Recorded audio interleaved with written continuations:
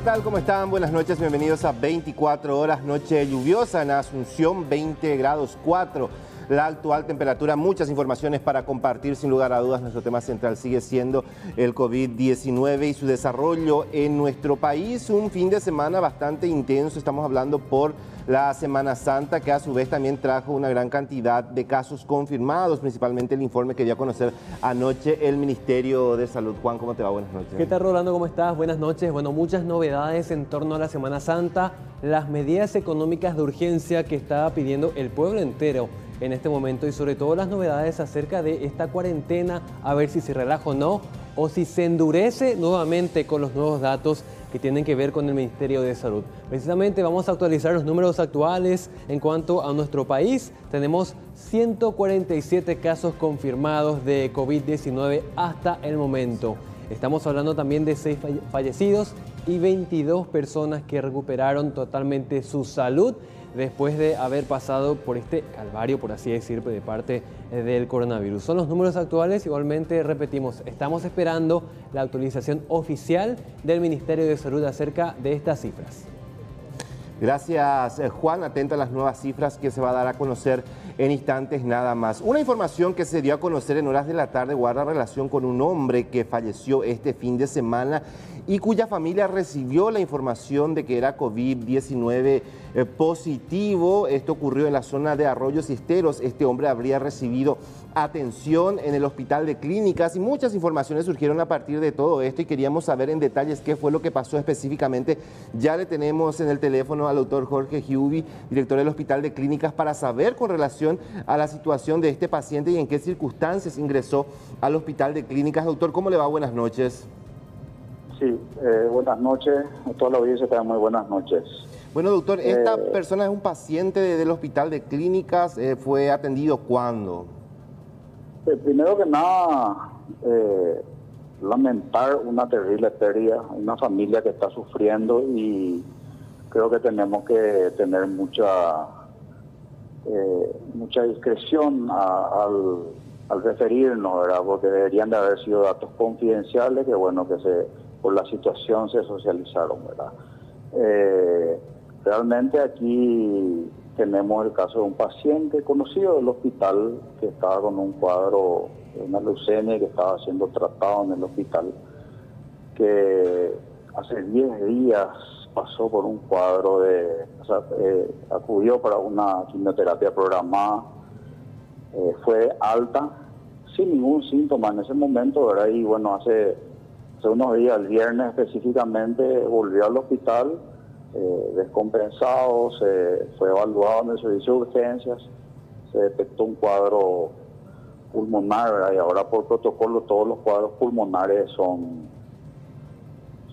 tratados como pacientes sospechosos, ¿verdad? Tenemos que entender que el paciente sospechoso es un paciente que consideramos portador de la enfermedad hasta que se demuestre lo contrario, por lo que fue remitido al pabellón de contingencia respiratoria, era un pabellón aislado que está exclusivamente destinado a pacientes con sospecha de COVID-19 y pacientes positivos.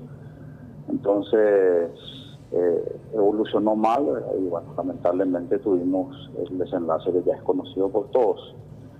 El paciente fallece el sábado, ¿verdad? Y por algunas circunstancias fue retirado el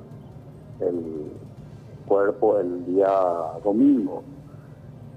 Los protocolos respecto a las disposiciones, ¿verdad? Existen protocolos emanados del Ministerio de Salud para el manejo, se siguen esos protocolos, ¿verdad? Y son hasta la entrega del cuerpo, ¿verdad? Estos son monitorizados, ¿verdad? Entonces, una vez que la funeraria hace el retiro del cuerpo, bueno, hasta ahí podemos nosotros certificar lo que está ocurriendo, ¿verdad? Tenemos datos y tenemos registros de que el retiro del cuerpo fue hecho por el personal de la funeraria correctamente, siguiendo el protocolo y con todas las indumentarias necesarias para la situación, ¿verdad?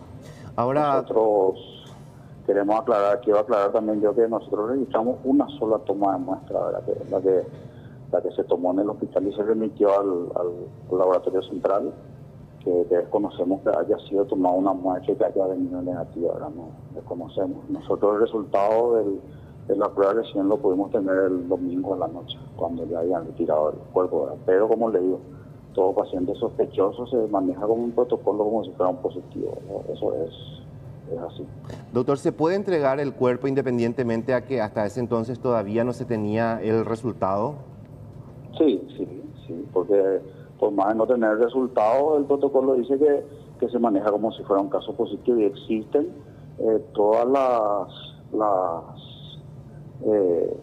las disposiciones que se emanaron para que las funerarias dispongan, ¿verdad?, de los pacientes sospechosos, ¿verdad? O sea, que es a cajón cerrado, que eso se tiene que sellar y que tiene que ir directamente, no tiene que haber velatorio, ¿verdad? Eso está dispuesto. Doctor, el domingo a la noche entonces ustedes reciben la información que este paciente dio positivo al COVID-19. Así mismo.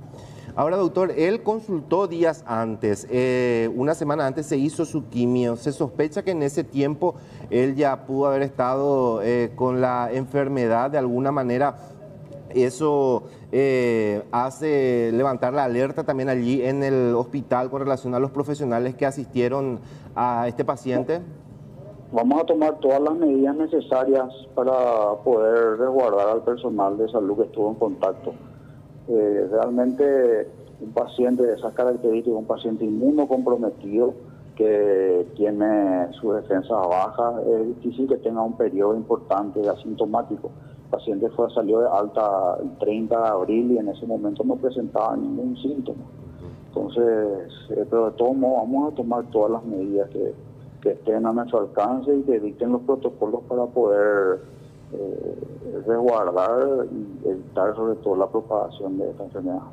Doctor, ¿usted tiene conocimiento de que se haya realizado algún tipo de velatorio tradicional, por así decir, que se hace cuando alguien fallece? Y en ese caso, ¿a qué riesgo se habrían expuesto los familiares también?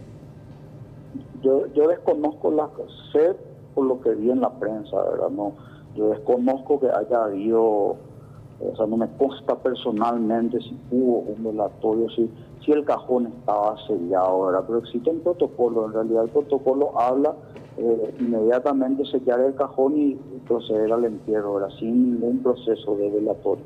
Doctor, la comunicación de que el paciente dio positivo al COVID-19 quedó a cargo del Hospital de Clínicas o de la región sanitaria donde correspondía a esta persona.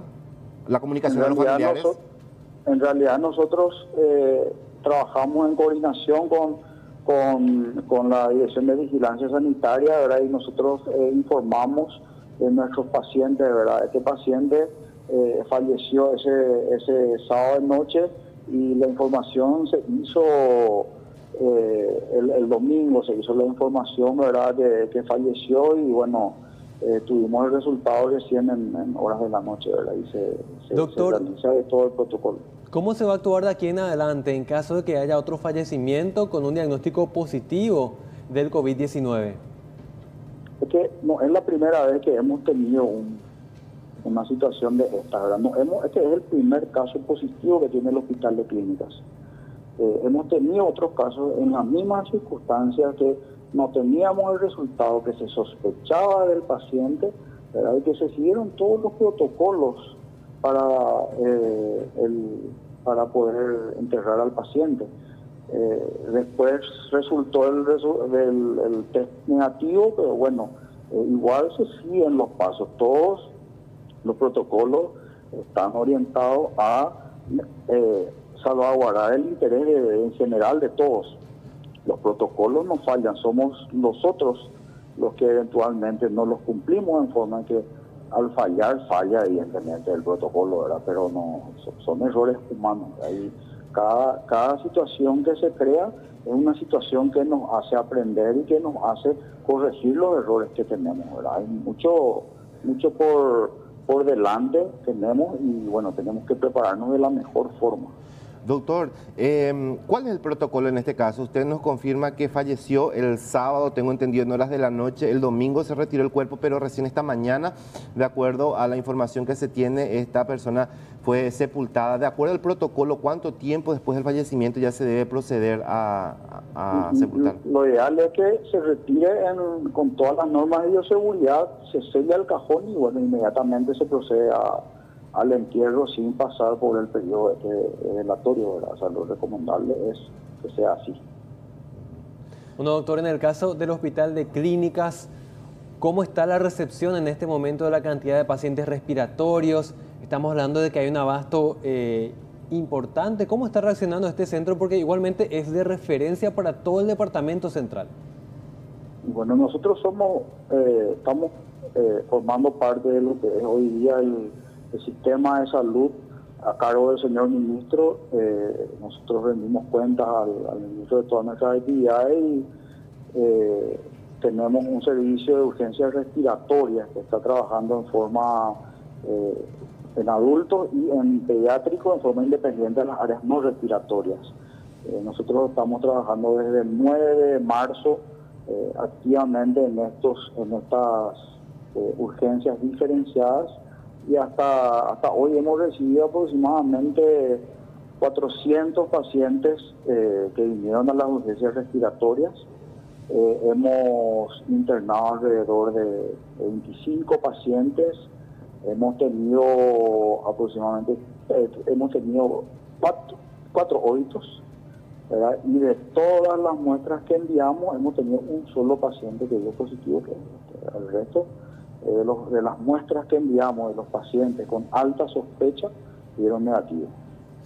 Doctor, le agradecemos muchísimo por su tiempo y por explicarnos lo que sucedió lastimosamente con esta persona. Muchísimas gracias. Muchísimas gracias a usted. Doctor buenas noches. El doctor Jorge Giubi, director del Hospital de Clínicas. Entonces, con relación a esta situación, que me imagino ya va a ingresar a la lista también del Ministerio de Salud de un nuevo paciente fallecido en el Hospital de Clínicas y que de alguna manera salió a luz por la intervención que se dio esta mañana en Arroyos y Esteros, que generó un poco de preocupación porque de alguna manera hay personas que tuvieron contacto del con entorno. él.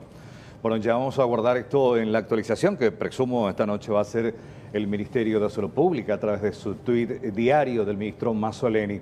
Dejando de lado este tema, vamos a hablar de Ñangareco. Hoy hubo una conferencia de prensa, a pesar de los cuestionamientos, a pesar de que hay mucha gente que dice que recibió el texto, no así los 500.000 guaraníes. ¿Cómo está la situación hoy, Juan? Y sobre todo, Carlos, para aclarar una cantidad de confusión que se generó en torno a la recepción de esta ayuda del gobierno. ¿Por qué? Porque mucha gente pensó que debía gastar ese dinero solamente en 48 horas, que después se borraba el dinero de la billetera digital. Bueno, atención, porque esto fue desmentido categóricamente. Atención a lo que decía más temprano el ministro de Emergencia Nacional. Hubo un poco de confusión sobre la utilización y duración de los fondos acreditados a los beneficiarios, en donde la transferencia acreditada en los teléfonos de las personas beneficiadas duran 90 días. Por otro lado, no es necesario gastar los 500.000 guaraníes en los supermercados o en los negocios en donde se van a hacer las compras. Eso se puede perfectamente administrar de la manera en que la familia requiera o priorice sus necesidades. Por tanto, si uno necesita comprar por 100.000 guaraníes, le queda 400.000 guaraníes en su billetera.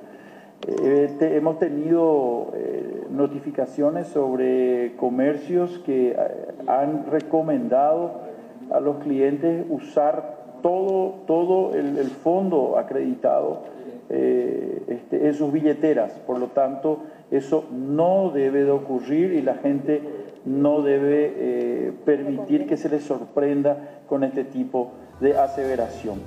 No, efectivamente, ahora hablando a nivel de notificaciones, no todos los beneficiarios recibieron el aviso hasta el momento. Este periodo va a culminar esta semana, según las autoridades. Para este miércoles vamos a terminar las notificaciones a los beneficiarios del programa. lo que el presidente nos pidió es que informemos día a día efectivamente sobre la acreditación a la gente.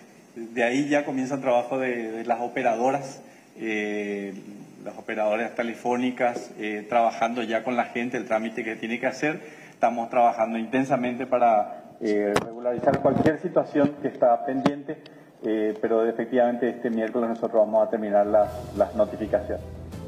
Bueno, esto es Ñangarecó, pero está también el otro proyecto de ayuda social que impulsa el Ministerio de Hacienda, precisamente para aquellos que están trabajando en forma irregular y que no tienen la posibilidad de reactivar su economía. Lamentablemente, Putevo sufrió un hackeo, decía la gente del Ministerio en estos días, lo que hace que se extienda el periodo de inscripción.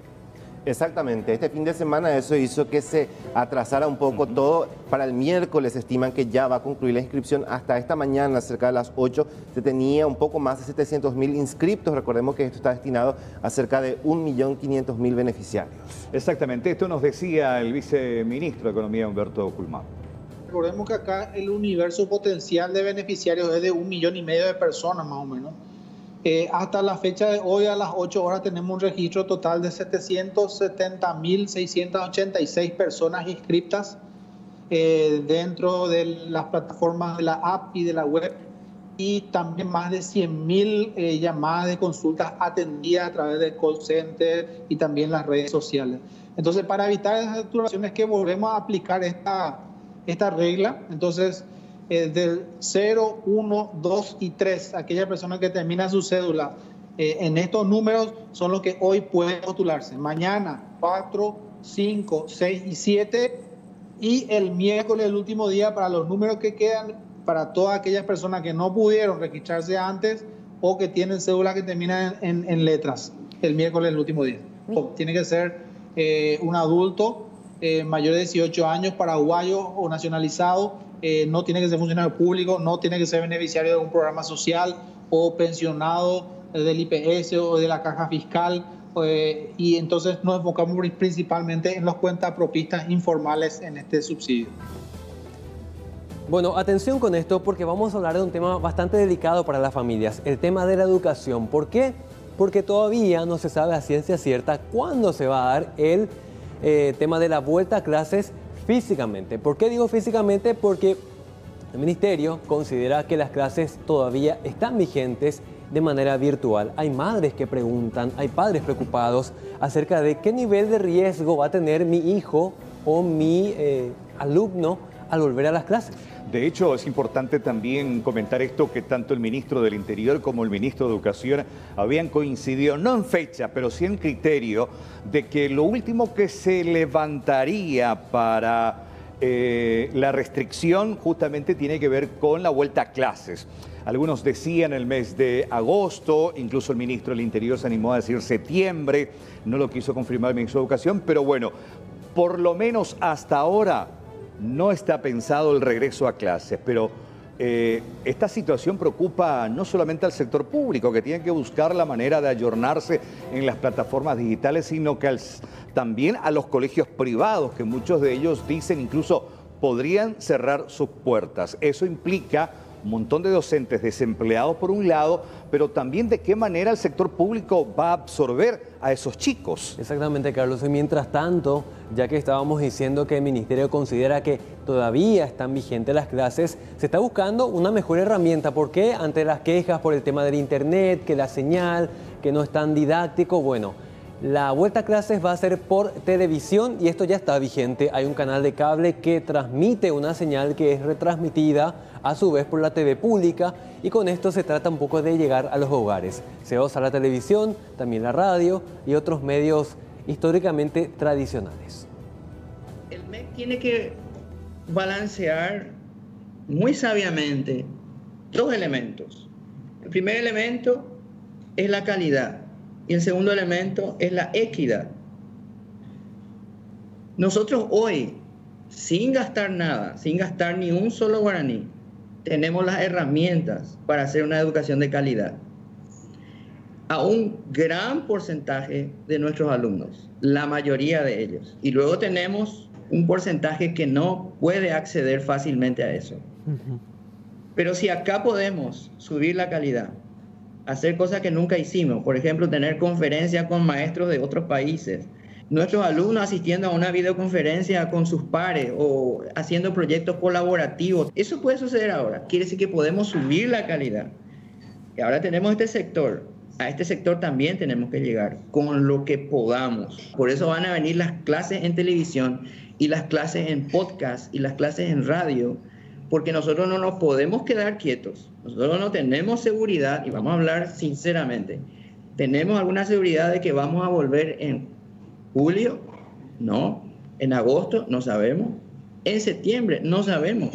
Por lo tanto, tenemos que migrar definitivamente al mundo digital, hacer ahí cosas que nunca hicimos, asegurar la calidad con los recursos que tenemos.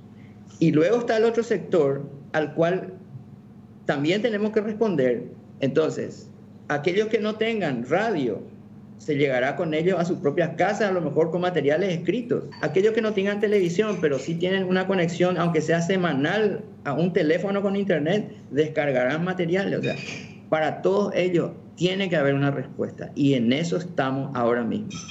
Ojalá que esa respuesta llegue bastante rápido para toda la comunidad educativa. Hablemos del tema de los colegios privados. ¿Por qué? Porque hay sectores que los consideran como empresas, hay sectores que dicen que sí, son empresas, pero empresas sociales. ¿Por qué? Porque se dedican a un tema muy sensible como es el tema de la educación. Igualmente ellos deben todavía responder a la planta de funcionarios y por otro lado a la planta más sensible, los estudiantes, compañeros. De hecho, según la asociación que los nuclea, la situación de muchas de estas instituciones es muy complicada, algunas subvencionadas que dependen prácticamente para mantener a su staff de docentes de la plata de ingreso por el pago de la mensualidad, una mensualidad que para muchos padres es imposible de pagar porque nos referimos a un sector de medio para abajo, de una economía sensible también, algunos incluso con la cesación de actividades laborales, y es un efecto dominó. Al no poder cobrar, recibir su dinero, no va a poder pagar las cuotas. Si no se pagan las cuotas, esa empresa o esa institución educativa privada tampoco va a poder pagar a los docentes. Entonces, se plantea una situación bastante compleja. Primeramente, que estos chicos van a quedar sin la posibilidad de estudiar. Dos, las instituciones no van a poder pagar a los docentes. Tres, significa que estos docentes van a formar parte del grupo de grandes empleados. Sentido, ¿cómo está el planteamiento y qué también ellos sugieren desde el sector privado para apoyar al sector público? Y es un tema, Carlos, Rolando, que todavía no tiene solución. Nos decían expertos que anoche, hasta la medianoche precisamente, se llevaba a cabo una reunión virtual con el propio ministro de Educación. ¿Qué va a pasar? Los padres van a pagar un 50%, las clases serían virtuales, serían presenciales, serían por partes. Finalmente no existe todavía una solución, pero se está trabajando en ello. El objetivo es que el profesor reciba su salario, que el alumno no pierda la escuela y que las familias tengan, en la proporción de que los profesores han recibido su salario, la posibilidad de no pagar por 5 meses y recibir el servicio, ¿verdad? Es sinérgico para todos, sobre todo para esa clase media que se va a ver afectada, porque también son los propietarios de pequeños emprendimientos, cuentapropistas, gente que va trabajando que hoy se ha quedado sin la posibilidad. Entonces, creemos que con un esfuerzo de todos es posible dar una salida muy importante que también va a impactar en la vida económica de la familia. Y anoche tuvimos una reunión hasta casi la medianoche con el ministro de Educación y el viceministro Robert Cano, y estuvimos diseñando la estrategia de trabajo de esta semana. Quedamos en el compromiso de reunirnos con los otros estamentos. Estuve esta mañana ya dialogando con el viceministro y tenemos una hoja de ruta para hacer 2 líneas. Una, la mesa técnica educativa, y otra, la mesa técnica económica. Si el docente se queda sin trabajo, no hay posibilidad de seguir hablando de educación. De la educación. Totalmente. Entonces necesitamos ese primer paso y estamos muy bien encaminados. Estamos muy bien encaminados. Nosotros tenemos mucha confianza que esto va a generar una dinámica que le va a dar tranquilidad a los profesores. ¿Para qué? Para que ahí podamos establecer todo un segundo esquema, que es el esquema educativo, ¿verdad? donde también hay que ir haciendo un proceso gradual de incorporación a un sistema digital, y que eso va a llevar un tiempo, pero que además hay que reconocer que hay, en el mejor escenario, volveríamos a clase presencial, y esto digo yo, no es mi reflexión personal, estaríamos volviendo en septiembre, en agosto, cuando pase el invierno. Esto previa consulta, hicimos consulta a los médicos, infectólogos, neumólogos, bueno, y todos dicen que después del invierno es posible un inicio de una transición. Hablamos ahora en torno al escándalo en el proceso de adquisición de mascarillas en la DINAC. El gobierno anunció la suspensión de las compras. Mientras tanto, el Ministerio Público decidió abrir una investigación. El pasado 27 de marzo, la Dirección Nacional de Aeronáutica Civil adjudicó por vía de la excepción a la firma Proyectos Global S.A. para la provisión de 4.000 mascarillas a un costo de 29.990 guaraníes cada una. La compra ascendió a un poco más de 119 millones de guaraníes. Desde la DINAC informaron que el tapabocas adquirido es del tipo PFF2, considerado de mayor calidad que las denominadas quirúrgicas. Sin embargo, el Ministerio de Salud estableció semanas atrás que el precio referencial de la mascarilla comprada por la institución aeroportuaria era de tan solo 15.000 guaraníes. Ante la serie de cuestionamientos por el precio aparentemente sobrevalorado, el gobierno ordenó a través de la Secretaría Anticorrupción la suspensión del contrato de compra. En ese sentido también, la decisión tomada por el gobierno nacional es que los contratos que tengan suscritos esta empresa con la Dirección de Aeronáutica Civil van a ser revisados, van a estar sujetos a una revisión y a una suspensión hasta tanto se confirme que no existe ningún tipo de irregularidad, ningún tipo de perjuicio o daño al patrimonio del Estado. La firma adjudicada para la provisión de las mascarillas está representada por una joven de 20 años, quien también aparece como responsable del consorcio Aerotech, que provee varios otros servicios a la DINAC, entre ellos el de limpieza. Estos contratos también serán revisados. En tanto, el director de Contrataciones Públicas sugirió a las instituciones compradoras de insumos de salud agotar primeramente las negociaciones con proveedoras especializadas en el área de la sanidad, para luego recurrir a otras empresas. Pablo Seitz anunció que en breve proveerán un informe detallado del proceso de compra de las polémicas mascarillas para la DINAC. Buscar primero entre los proveedores del rubro salud a los efectos de minimizar riesgos. La ley de emergencia y la ley de contrataciones públicas en el capítulo de excepciones otorgan una gran discrecionalidad a las entidades compradoras, pero siempre dentro del marco de la responsabilidad del funcionario público. La supuesta compra sobrefacturada fue denunciada por un grupo de parlamentarios ante la Unidad de Delitos Económicos del Ministerio Público, que designó al fiscal Osmar Legal para iniciar las investigaciones. Mientras tanto, el titular de la DINAC, Edgar Melgarejo, se defendió señalando que se trata de una cuestión política y que otras instituciones, incluyendo Salud Pública, también compraron tapabocas y hasta de menor calidad por un precio similar.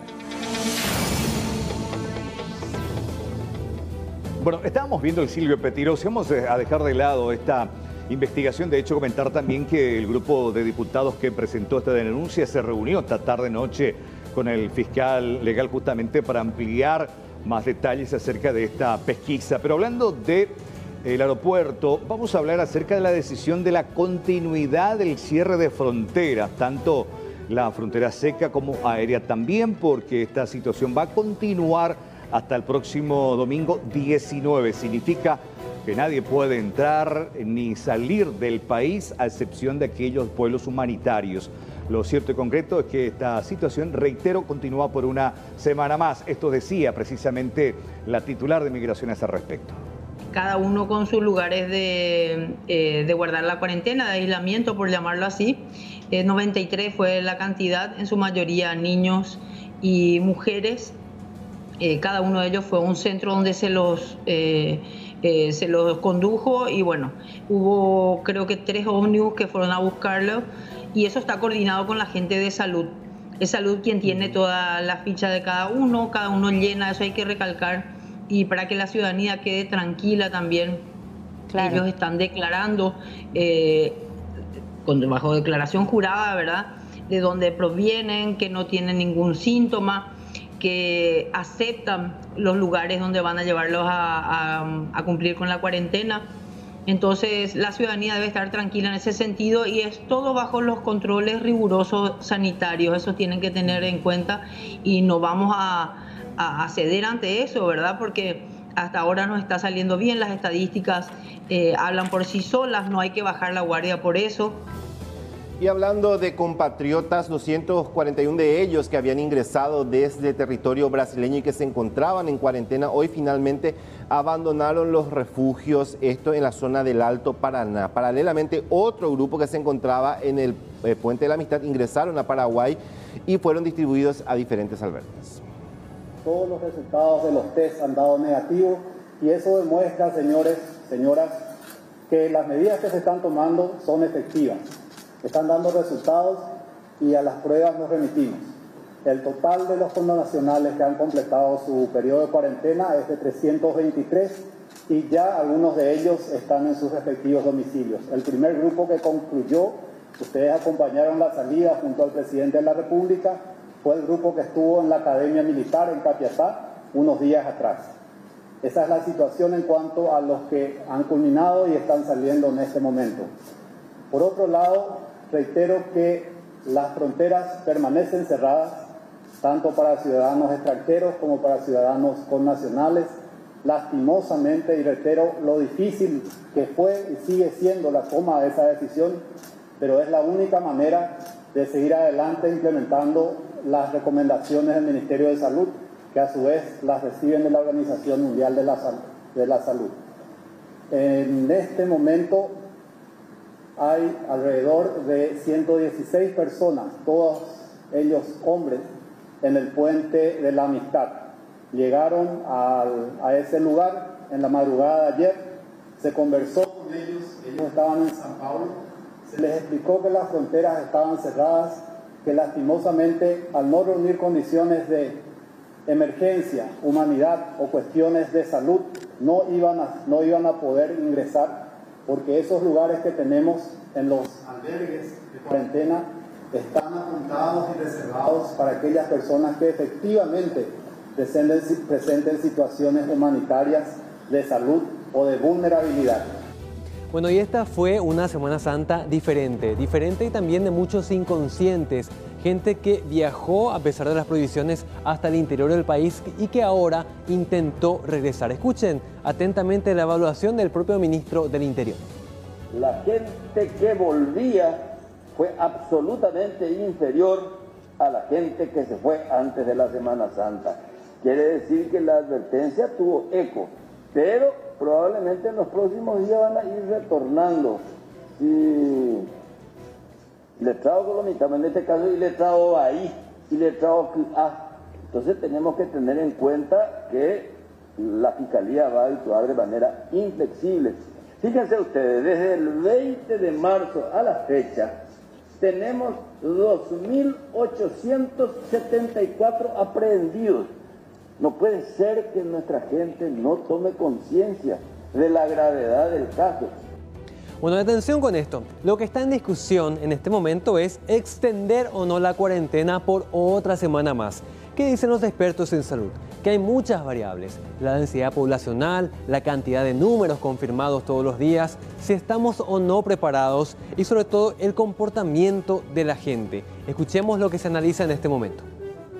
Por lo tanto, si el ministro Mazzoleni considera oportuno una semana más hasta fin de mes o hasta el otro mes, pues debemos cumplir todos disciplinadamente porque se basan en argumentos científicos. Lo que sí me luce, y ustedes también, esto lleva para mucho tiempo aún. Quiere decir que nos esperan semanas y meses mucho más críticos. Lo que quiere decir que si nosotros nos seguimos comportando como hasta hoy, el éxito está asegurado. Pero el más mínimo desvío de nuestra disciplina puede armar un quilombo. O sea que en ese caso, si eventualmente se produce algún desliz o alguna situación, puede desde el gobierno considerarse que se volverían a endurecer las medidas restrictivas, retrocediendo, así como él también había afirmado que se puede dar la oportunidad de que eventualmente se retroceda a foja cero y hacer la medida total. Absolutamente. Si nosotros, este es el caso, el que saca los pies del plato, automáticamente se cierra en seco. Vale decir, Si las obras civiles que ahora tienen una pequeña apertura no cumplen los requisitos sanitarios, hay un desborde en el tráfico, en la movilidad de las personas, en el acto el gobierno va a tener que decidir cerrar de vuelta por una cuestión de salud pública. Y precisamente uno de los rubros que se liberó esta semana con esta nueva modalidad tiene que ver con el sector de la construcción, un sector que siempre dinamiza la economía. Pero se refería al respecto el ministro de Obras Públicas, Arnoldo Vins, señalando no solamente a este rubro, sino también las características propias de los sistemas de seguridad que va a tener que implementar cada empresa, refiriéndose precisamente al uso obligatorio de tapabocas, ya no el encuentro de media mañana en la reunión de Tereré y un montón de otras exigencias que va a tener precisamente, reiteramos, este rubro, el de la construcción. Hoy también las obras civiles, que se le da una oportunidad gradual, de a poquitito, enseñando y aplicando todos los protocolos sanitarios, y en eso queremos ser claros y contundentes. Cuando hay alguna situación que podemos corroborar de que no están cumpliendo, seremos inflexibles en la aplicación de los castigos y las medidas correspondientes. Y se le da una oportunidad para demostrar responsabilidad. Nosotros creemos en los paraguayos que vamos a ser capaces, que estas semanas nos ayudaron a ir encontrando una dinámica de convivencia, de coexistir y también de trabajo en la cual tenemos que cambiar muchas de nuestras costumbres. Pero en las obras civiles el decreto es claro que establece un 50%. Se abre un poquitito la posibilidad para justamente poner en prueba la capacidad de cumplir los protocolos sanitarios. Entonces, la obra que tenía 100 funcionarios tiene que operar esta semana máximo al 50%. Eso a los efectos de que puedan rotar y tener una posibilidad de demostrar justamente la capacidad de aplicar las medidas sanitarias que el gobierno establece. Entonces, en ese sentido, vamos a ser inflexibles en los controles entre todos para que eso se cumpla. Hablamos ahora de la vacuna contra la influenza que ya llegó en Paraguay. Comenzó la distribución para la aplicación correspondiente. Esto siguiendo un cronograma, lo que se busca es evitar la aglomeración de personas. Las embarazadas están dentro de la población de riesgo. Las embarazadas, independiente al trimestre de gestación en el cual se encuentran, pueden y deben recibir la vacuna antigripal. ¿Por qué? Porque las embarazadas por lo general desarrollan formas graves de influenza y suelen tener complicaciones. Para evitar estas complicaciones es que la vacuna está disponible para ellas. Bien, estas vacunas son vacunas intramusculares. La única contraindicación que habría para recibir esta vacuna es si alguna persona padeciera alguna enfermedad oncohematológica donde tuviera niveles de plaquetas bajos y no pudiera recibir la vacuna antigripal, o bien tuviera una alergia severa al huevo. Aquellas alergias leves, según la última indicación de la Academia Americana de Pediatría, igual pueden recibir la vacunación antigripal. Quisiera que la ciudadanía comprenda algo muy importante. Tenemos las indicaciones individuales de vacunación, pero tenemos así también las indicaciones en cuanto respecta a salud pública. Cuando se trata de salud pública, uno se traza un objetivo como país. El objetivo de todos los países de Latinoamérica y de los más países del mundo cuando incorporan la vacuna antigripal en los programas ampliados de inmunización del mundo es proteger a la población de riesgo, es decir, proteger a aquellos que tienen mayor chance de fallecer a causa de la enfermedad o de internarse en la unidad de cuidados intensivos o de presentar las formas graves. Por eso nuestra obligación es primero vacunar a los grupos de riesgo, proteger a este grupo. Una vez que este grupo esté bien protegido, veremos cómo seguiremos actuando, eso se va a ir comunicando por etapas. Por ahora lo más importante es respetar las etapas 1, 2 y 3. La vacunación antigripal protege contra el virus de la influenza, contra la influenza A, H1N1, la influenza estacional H3N2 y la influenza B. Entonces, tener eso presente, tener presente también que para grupo de riesgo nuestra obligación principal. Muy importante lo que explicaba la doctora Soraya Araya, responsable del proyecto PAI, acerca de la distribución que arranca con sectores más vulnerables, sector de blanco y también adultos mayores, y que esto se va a hacer por agendamiento, no es en forma masiva, porque la idea es precisamente evitar la aglomeración. Uno puede buscar en las redes sociales, los teléfonos, dependiendo en qué parte de la República estés, llamar a tu regional, local, agendar una visita y después ir para la vacunación. Importante la inmunización en esta época que justamente anuncia Meteorología, ya viene los días de frío. Vamos a hablar del tema económico. Hay muchos sectores vulnerables, principalmente asentamientos del Departamento Central, que dicen que no han recibido la asistencia del Estado, esta asistencia de ayuda social, que impulsa no solamente la Secretaría de Emergencia Nacional, sino ahora también el Ministerio de Hacienda. Estuvimos en un asentamiento en barrio Kennedy, allá en la zona de Capiatá, donde hasta el fin de semana estaban haciendo ollas populares para que la comunidad pueda llevar algo a la boca. Dicen, esto terminó, ya no hay dinero, no hay comida, y los chicos reclaman un pedazo de pan cocido, café para el desayuno, pero no hay.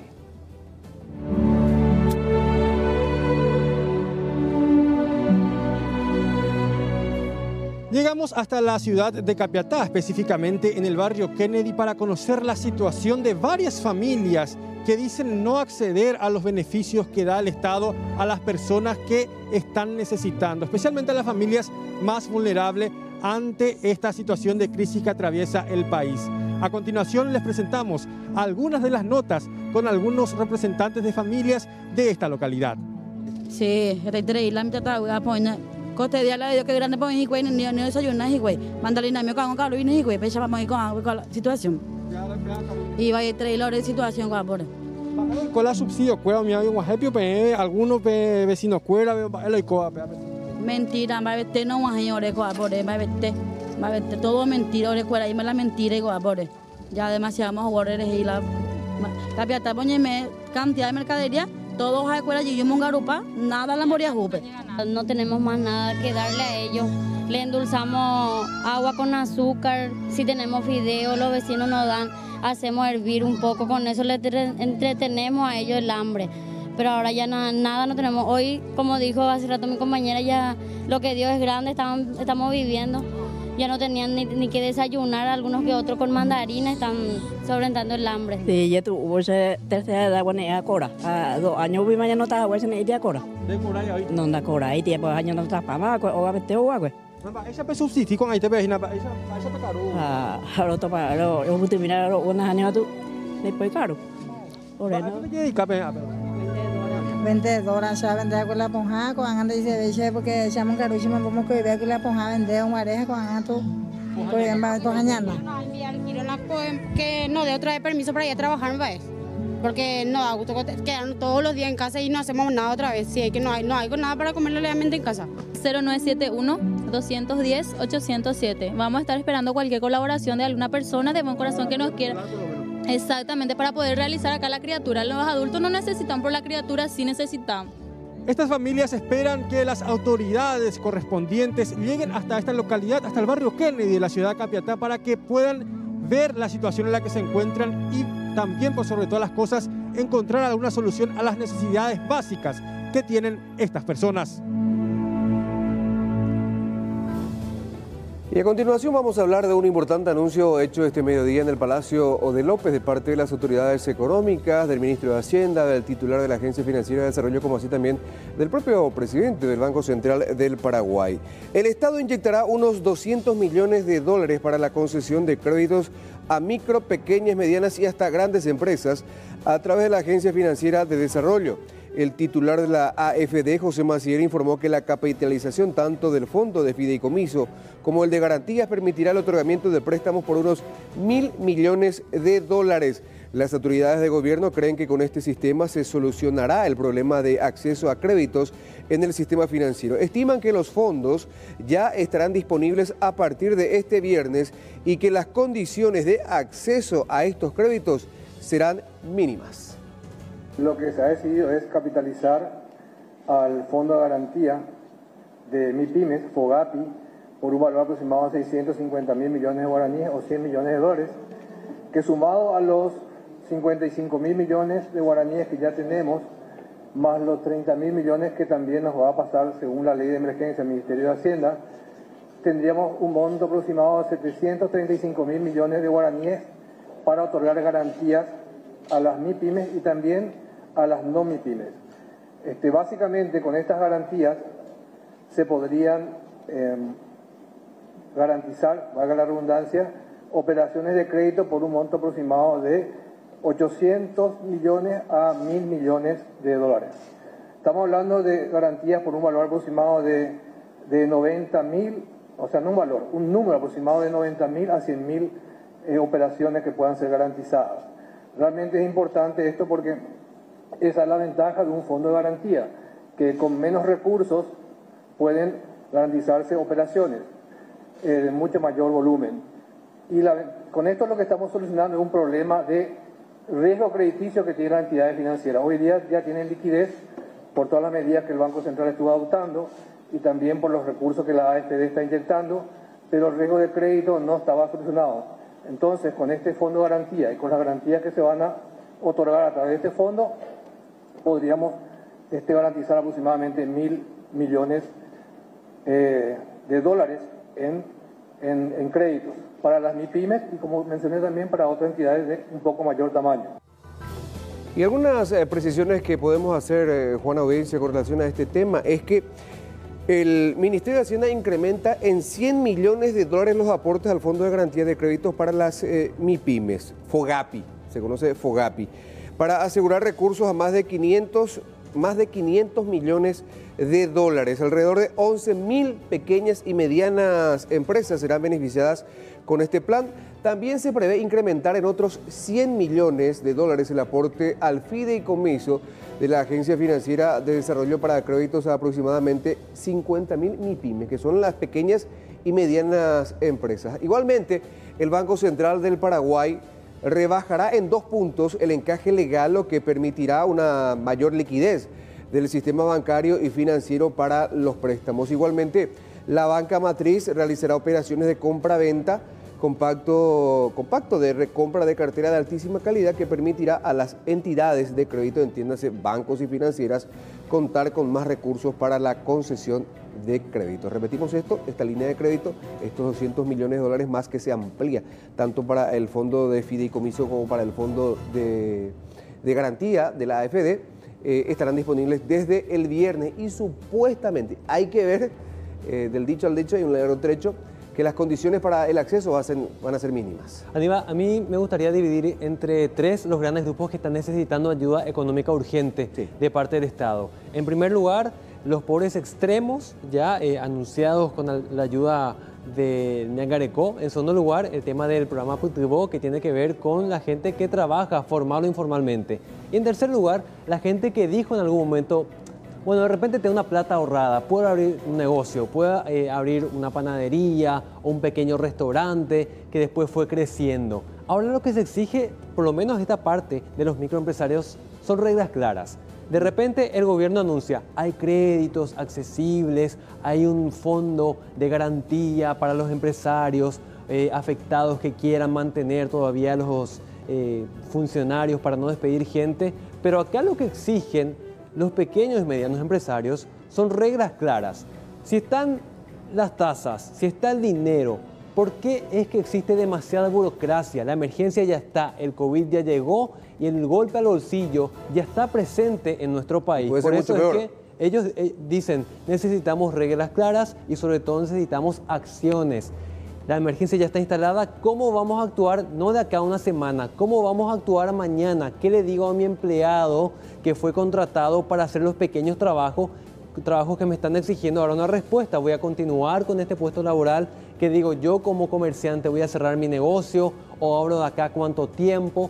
Hay 3 grandes grupos asistidos por el gobierno, pero en cuanto al grupo mayor, por así decir, de los microempresarios y de las grandes empresas, es que se está esperando una respuesta, unas reglas de juego, principalmente unas reglas claras acerca de cómo jugar esta situación de emergencia. Para este caso puntual, se tiene que establecer, por ejemplo, el periodo para el pago de estos créditos que vayan a ser concedidos, los años de gracia y por sobre todo las tasas de interés. Y ahí está el problema, porque los bancos, si bien están teniendo recursos de la AFD, están imponiendo trabas. las condiciones, como se anunció hoy, no son justamente las básicas o las mínimas para un rápido acceso. Mientras tanto, la crisis apura, muchísimos puestos de trabajo están en riesgo. De hecho, el IPS hasta hoy, ya tenía registrado un poco más de 30.000 personas que perdieron sus puestos laborales porque sus empresas cerraron definitivamente porque ya no están en condiciones de afrontar esta crisis o porque sus actividades fueron suspendidas por 3 meses. Para aquellos cuyas actividades fueron suspendidas por 3 meses, van a tener un único pago del 50% del salario mínimo, 1.096.000 guaraníes. Y cada uno tiene que arreglarse con eso. Claro, eso no compensa bajo ningún sentido para esos 3 meses que tenés que esperar con la esperanza de que tu empresa vuelva a reabrir, si es que reabre. Acá hay que decir, señores Poder Ejecutivo, señor Presidente, autoridades económicas, Congreso Nacional, bicameral, necesitamos mover esta máquina mucho más rápido de lo que se está moviendo hasta el momento. Sabemos que el tema de elaboración de leyes tiene un proceso, estudiar, contraponer, ver, hablar con todos los sectores, pero el bolsillo de la gente lastimosamente no nos está esperando y no queremos que esto se pueda agravar en cuanto a crisis económica. Esperemos que así sea, que más rápido llegue la ayuda, ya sea a las personas vulnerables, a aquellos que no tienen, digamos, el sustento diario, aquellas personas que están acogiéndose al beneficio del programa Ñangarecó de emergencia nacional, a los que quieren acceder a esos 548.000 guaraníes en 2 pagos del Ministerio de Hacienda del programa PTO. Justamente hablando de PTO, las inscripciones se extienden hasta el próximo miércoles. Hoy tenían que haberse anotado incluso las personas cuyas cédulas terminan del 0 al 4. Mañana 5, 6 y 7. Y el miércoles, último día, el 8 y el 9. Y por supuesto también las personas con cédula de identidad, extranjeros cuyas cédulas o cuyos documentos terminen en letras o aquellos que por algún motivo no pudieron anotarse en estos 3 últimos días de inscripción al programa PTO y por supuesto los trabajadores que ya están perdiendo sus puestos de trabajo, ya sea por suspensión o cesación definitiva, siguen aguardando la ayuda de parte ya del IPS, que se esperaba que por lo menos para esta tarde ya se les hiciera la transferencia de los 100 millones de dólares de parte de Hacienda a IPS para iniciar cuanto antes el pago el pago de esta ayuda de 1.096.000 guaraníes. Bueno, y que la ayuda llegue a todos, taupecha, como dirían los religiosos en este momento. Vamos a actualizar estos números que sí también tienen que llamarnos la atención a nivel mundial. Estamos hablando de que actualmente hay casi 2 millones de afectados por el COVID-19 a nivel mundial. Estados Unidos pasó a ser el país número 1 en cuanto a casos vigentes. 500.000 casos en Estados Unidos en este momento. Estamos viendo acá la tabla que tiene a los países más afectados en este momento. En segundo lugar, España con 169.000 y la cantidad de muertos. Estamos hablando de que incluye a 118.000 personas. Total de testeos en Estados Unidos ya casi 3 millones de personas. Así que es una responsabilidad de todos hacer que los números de Paraguay no sigan creciendo con la situación de emergencia que se está viviendo en este momento a nivel mundial. Breve pausa, enseguida más noticias. Se encuentra en buen estado de salud en su vivienda cumpliendo la cuarentena. Los tapabocas de oro. La Secretaría Anticorrupción y Contrataciones Públicas hablan de un análisis de todo el proceso de compra de los polémicos tapabocas. Hay varias irregularidades y hasta una denuncia penal presentada por parlamentarios. Más de 30.000 desempleados es la cifra que provee IPS acerca de la cantidad de afectados temporales solo en el primer mes de emergencia por coronavirus en Paraguay. Hay un pedido de ayuda urgente al gobierno por parte de la clase más afectada.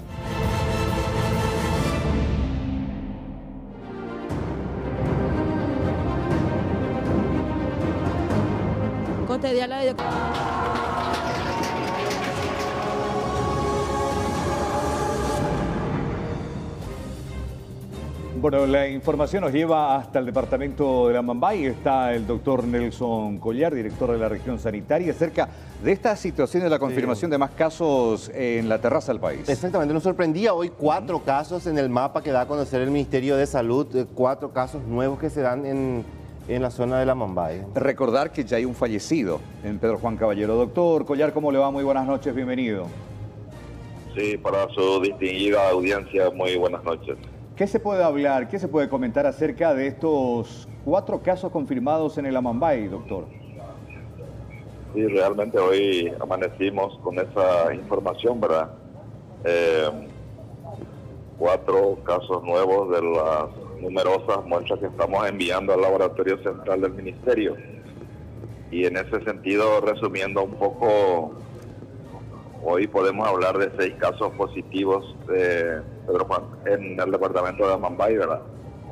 De los cuales 1 falleció, 1 está en tratamiento y 4 están sin signos ni sin sintomatología. ¿Asintomático, en su doctor? domicilio, asintomático en su domicilio en cuarentena. ¿Qué se sabe de estos asintomáticos que en esta historia son los más peligrosos porque no presentan síntomas, por ende no creen estar contagiados y tienen una relación permanente con gente? ¿Qué se sabe de ellos? ¿Tuvieron la oportunidad de entrevistarlos, de saber si tuvieron conexión con otras personas, si estas personas cercanas también van a entrar dentro de la cuarentena, doctor? Sí, desde luego que todo este grupo de enfermos estaban en cuarentena, estaban en seguimiento. De ahí la toma también de muestras por los casos anteriores. Y en conclusión puedo decirles de que estos casos están relacionados entre sí, ¿verdad? ¿Cuántos del exterior o son ya gente que tuvieron contacto con casos confirmados anteriores, doctor? Sí, los 2 primeros casos, que son los de origen, digamos, son del exterior. Uno proveniente de Europa, otro de Brasil específicamente, y el resto son casos positivos contacto de estos primeros casos. Ahora, doctor, ¿hay otros casos sospechosos que están aguardando los resultados de estudios también, además de estos que ya están plenamente confirmados?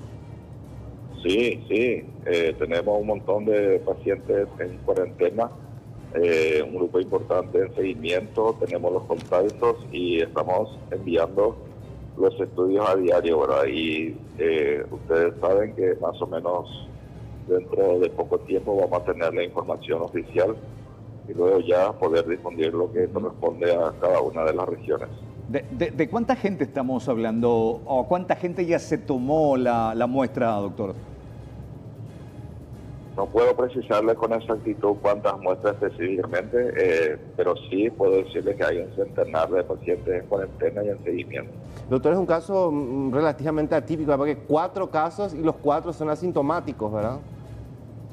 Sí, pero le reitero que el protocolo cambia un poco cuando en una región aparecen los casos positivos, ¿verdad? Entonces, las pruebas que se toman, como ustedes podrán imaginarse, ahora esto es muy cambiante y uno va adecuando a la situación con que se encuentra. ¿Cómo está de salud el segundo caso? Porque eran 2, uno fallecido, un señor que tuvo contacto creo con la hijastra proveniente del exterior, y el segundo. ¿Cuál es la condición actual de este paciente internado, doctor? Y lamentablemente este paciente nosotros le habíamos solicitado su traslado a la capital del país, ¿verdad? Porque la idea es ir centralizando todos los casos, pero este paciente se trasladó nuevamente al Brasil, ¿verdad? Entonces ahí perdimos un poco la conexión, pero sí sabemos que se encuentra en terapia en una ciudad brasileña. Es un personal de blanco, doctor. Lastimosamente. Ya un señor creo que un poco más de 60 años, ¿no? Que también está en este grupo de riesgo. Sí, así es. Bueno, doctor, muchísimas gracias por tu tiempo, muy amable. Queríamos tener justamente más detalles acerca de esta cantidad. Reiteramos, son 6, 4 asintomáticos de reposo en la casa, 2 anteriores, lamentablemente uno fallecido, el otro que cruzó la frontera, y decía usted también más de un centenar en cuarentena. Vamos a estar pendientes a lo que ocurre en esa parte de la República. Muy amable, doctor, por su tiempo. Muchísimas gracias, hasta cuando gusta. Doctor Nelson Collar, director de la región sanitaria de la Amambay. Vamos a actualizar los números que tienen que ver con el COVID-19 en nuestro país. Estamos aguardando la última comunicación de parte del ministro Mazzoleni. Pero mientras tanto, recordamos los casos actuales, cuya cifra sube hasta 147. En este momento hablamos de 6 fallecidos y 22 personas ya recuperadas y completamente sanas después de pasar por este proceso tan difícil del COVID-19. Hay que ver si la cifra de 147 sufre alguna modificación en este sentido o si no. Estamos abordando precisamente el tema de la actualización y la comunicación oficial de parte del ministro de Salud Mazzoleni. Mientras tanto, les contamos sobre un nuevo caso que se da en el Congreso Nacional. El caso fue confirmado por el propio presidente de la Cámara Alta, el senador Blas Llano. Confirmó que un funcionario, estamos viendo imágenes de la última sesión, repetimos, son imágenes referenciales, no se trata de este funcionario en especial, pero este nivel de contacto había tenido la senadora Bajac en la última sesión, en la sesión del 1 de abril pasado. El funcionario es un trabajador del plantel administrativo que tiene que ver con un trabajo realizado de las sesiones, pero no específicamente en contacto directo con la senadora. Pero sí, estuvo presente ese día. El funcionario se encuentra en buen estado de salud hasta el momento. Está felizmente con un cuadro no grave, está guardando reposo, pero sí, obviamente generó muchísima alarma en cuanto a la población de los trabajadores del Congreso que estuvieron ahí, presentes en ese día en que esta sesión de la Cámara Alta se realizó en la sala de sesiones de la Cámara de Diputados. Funcionarios del Congreso con un cuadro confirmado de coronavirus en este momento. Hablamos nuevamente del programa Ñangarecó porque si bien se hace lento, de a poco van llegando las notificaciones a aquellos beneficiarios.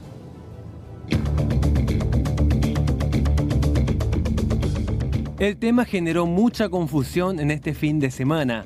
Los beneficiarios que recibieron el mensaje hablaban en principio de que debían utilizar todo el dinero y vaciar su billetera virtual, lo cual fue desmentido categóricamente.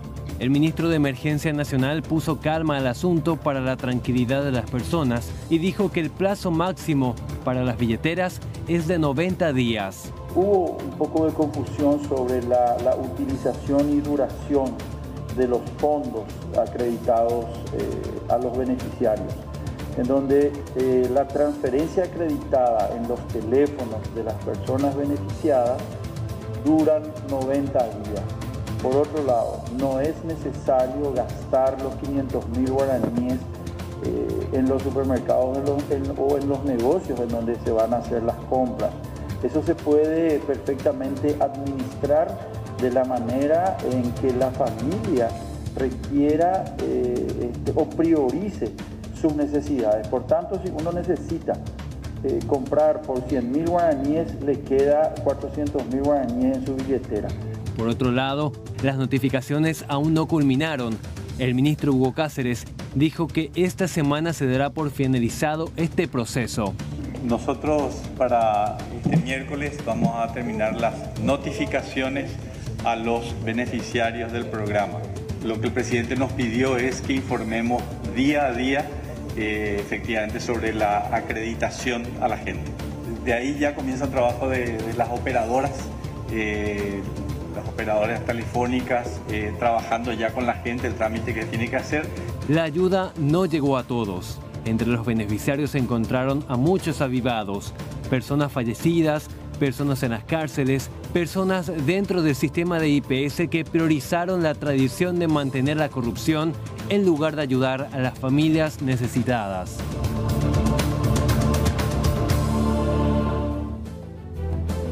Bueno, ya lo tenemos al ministro de Hacienda, doctor Benigno López, a quien agradecemos su tiempo. Sabemos que, bueno, estos días son muy ajetreados, no hay fin de semana, no hubo Semana Santa, trabajando permanentemente, pero bueno, también estamos muy pendientes a lo que desde el Ministerio de Hacienda podemos conocer acerca de esta situación, los proyectos, las financiaciones. Bueno, ya lo saludamos. Ministro, ¿cómo le va? Muy buenas noches, bienvenido. Buenas noches, ¿cómo están? Un saludo a la teleaudiencia, un gusto estar con ustedes. Bueno, ministro, lo que se hizo esta presentación al mediodía en el Palacio de López, cuéntenos más detalles, por favor, de qué manera se va a poder acceder, desde cuándo, a esta importante suma de línea crediticia?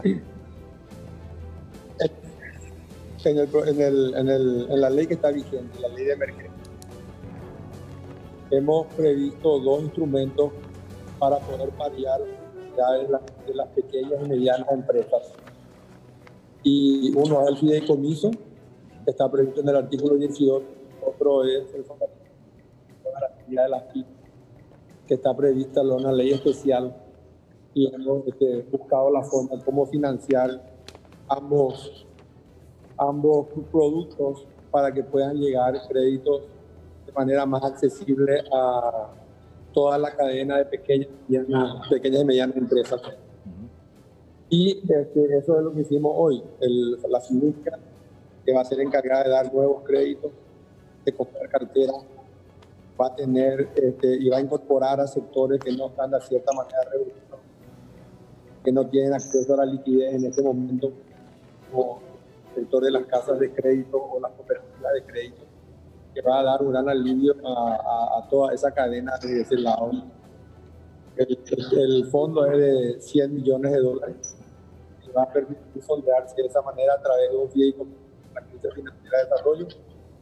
El contrato con la Agencia Financiera de Desarrollo lo estaremos tomando el miércoles, y entonces a partir de ahí ellos van a gestionar esa cartera para ese sector. Por otro lado, hemos fondeado también el Fondo de Garantía de las Pymes con otros 100 millones de dólares,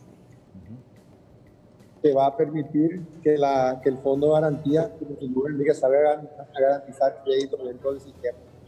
Creemos que estos productos van a llegar a más de 100.000 empresas, más de 50.000 personas que van a tener acceso a una línea de crédito en las condiciones favorables que una situación como esta hoy permite, ¿verdad?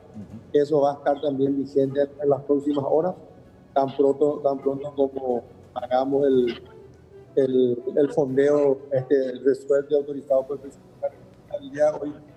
Y de esta manera estamos cubriendo el mercado de las pequeñas y medianas empresas, que es un mercado alrededor de 1.000 millones de dólares, y creemos que va a ser muy importante para dar tranquilidad a ese sector. Por otro lado, el Banco Central también anunció un mayor desencaje no solo para créditos nuevos, sino para refinanciaciones y reestructuraciones, que va a permitir que el sistema financiero pueda obtener créditos de manera más fluida de las que estaba dando en estos últimos días. Y yo creo que son medidas complementarias al fortalecimiento de la liquidez que necesita del sector financiero para funcionar adecuada y fluidamente. Y otra medida que también el Banco Central anunció hoy es la posibilidad de que pueda comprar cartera de altísima calidad, con la obligación de los bancos de volver a recomprarla, y eso va a estar vigente. Creemos que con esta medida de liquidez que estamos dando al sistema y en medida de cierta medida de garantía, esos productos van a estar funcionando en los próximos días y va a tener una fertilidad. Porque las bocas de expendio, por decirlo de una manera, va a ser todo el sistema financiero y no solamente el financiero. Bueno, estamos hablando, decía usted, que esto va a beneficiar a unas 100.000 empresas, micro, pequeñas y medianas. Y algunas grandes también. Claro, en ese sentido, pues estamos hablando de unas 300.000 empresas legalmente constituidas en el país.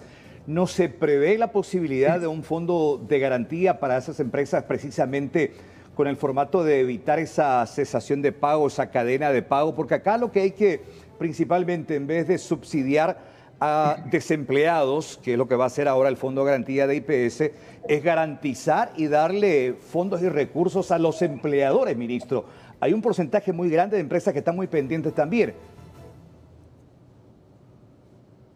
Mira, nada está fuera de la mesa, todo está estudiando con profundidad.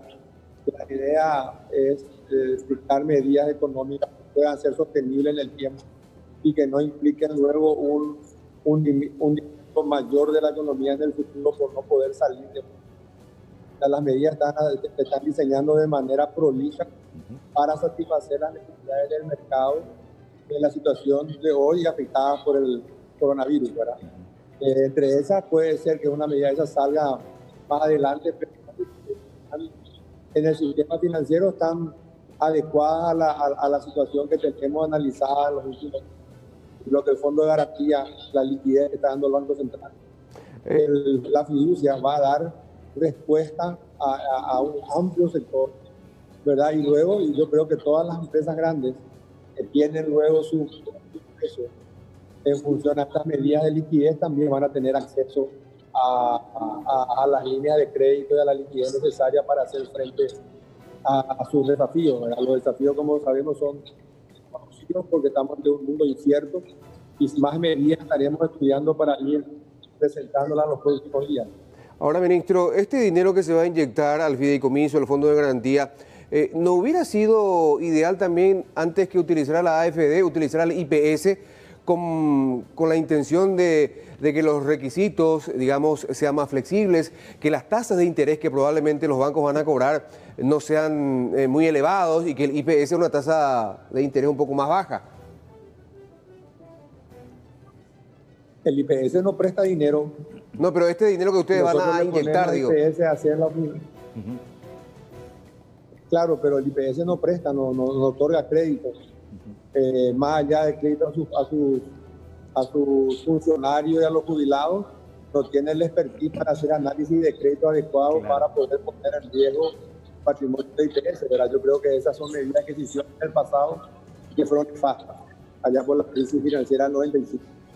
Estamos usando el sistema que está preparado para hacer eso, para otorgar crédito, garantizando también que estos recursos sean eficientemente utilizados y no poner en riesgo los depósitos de los paraguayos que también tienen en el sistema financiero, ¿verdad? Creemos que no hemos pensado una utilización de IPS para otorgar crédito a las pymes y empresas de importe. Yo pienso que va a ser un error.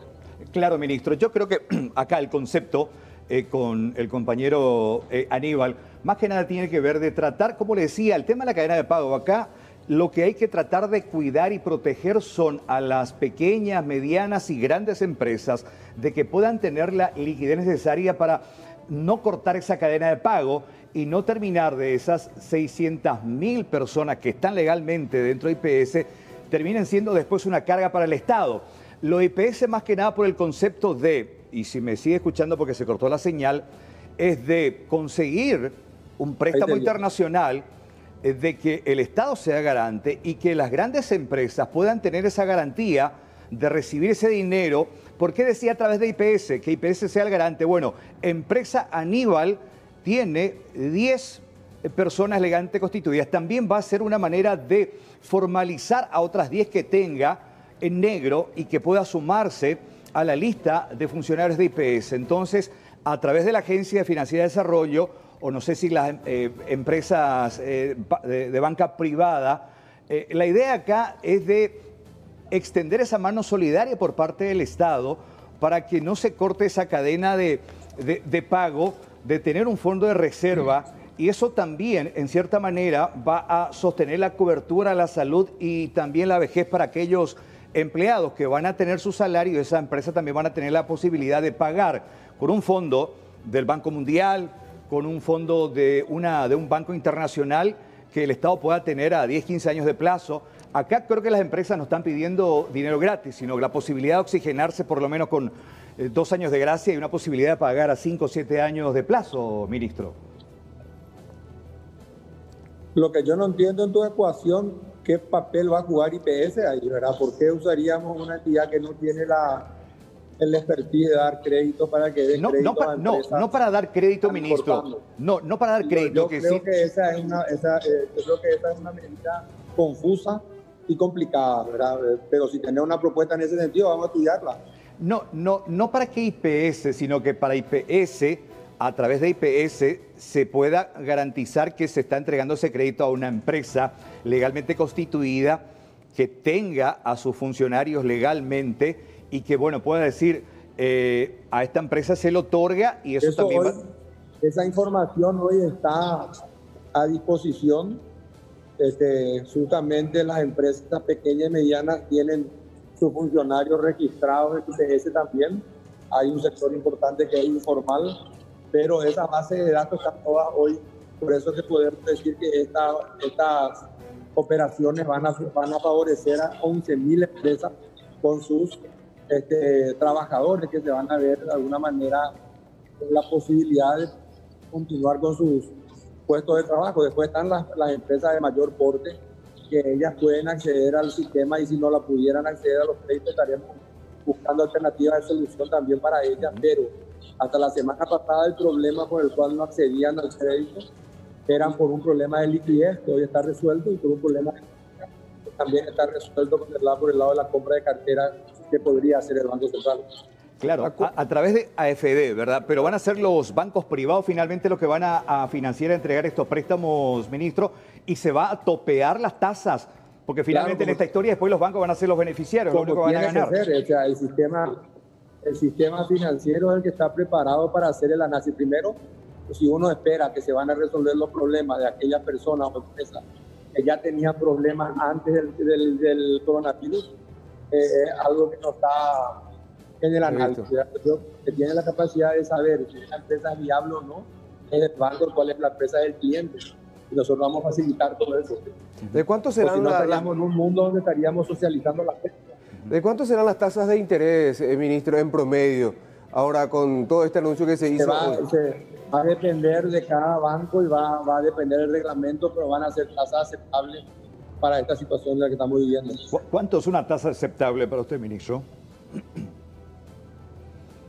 Y depende, el Banco Nacional en el momento está sacando a 7. Sí, con un año de gracia y con la posibilidad de extender un año más. Acordate que este es un sistema, este es un mercado riesgoso. No, de hecho sí, la idea es no precisamente extender esta plata para aquellas empresas, como usted dice, que ya estaban con problemas financieros, sino la idea es garantizar el pago de salario. Acá lo que hay que cuidar es la mano de obra, precisamente, y destinar ese dinero para garantizar por lo menos un año. Ese es justamente el objetivo de la ley, ¿verdad? Y a eso apuntan las medidas. Pero acá no hay un tamaño, le calza a todo, ¿verdad? Hay que ir mirando cómo se va desarrollando. Y nosotros estamos reaccionando en base a la situación, al desarrollo de la situación médica y a los programas que que habíamos previsto en la ley, que está vigente desde hace 15 días. Precisamente, usted conoce el proyecto que se planteó y creo que se aprobó ya en Perú con relación justamente a este fondo de garantías para evitar que las grandes empresas, pequeñas, grandes, todas ellas... Proyecto?